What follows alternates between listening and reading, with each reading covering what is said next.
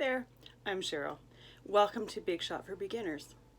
If you're here, chances are you're either thinking about getting a Big Shot die cutting machine, or you just got one and are a little bit intimidated by it and don't want to use it until you know what to do, or you've had one for a while, you've tried it a few times, but you're still a little bit intimidated. This course is for you. I'm going to try to take some of the intimidation out of using this machine. I have had a Big Shot machine pretty much since they came out and have been using it regularly over the years. And by regularly, I mean several times a week. I've been teaching card classes for the last 15 years or so, so I'm very familiar with the Big Shot machine and how to use it. And I want to share some tips, tricks, techniques, and just some troubleshooting information for you to get you a little bit more familiar with your machine.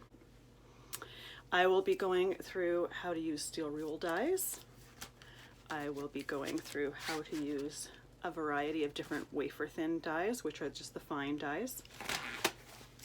And I'll also be going through embossing folders, 3D embossing folders, different techniques that you can use with them, again, troubleshooting tips, and that sort of thing.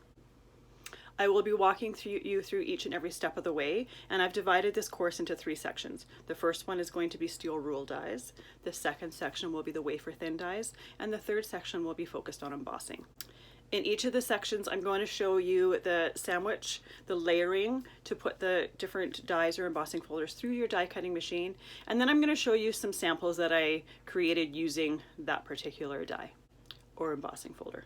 I won't be showing tutorials on how to make each and every one of the samples that I've created, but I do plan on creating tutorials for them and putting them on my YouTube channel. So depending on when you're taking this course, they may already be there, or I'll be in the process of uploading them.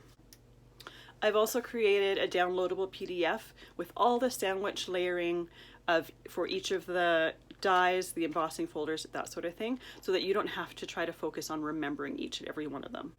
So there will be a link below the supplies video or in the description with a website that you can go to enter your email address so that I can send that PDF to you. The reason I am doing it this way is so that I can also email updates if I update the course and add different sections, if they come up with different products that you can use on your machine, just familiarize yourself with those as well.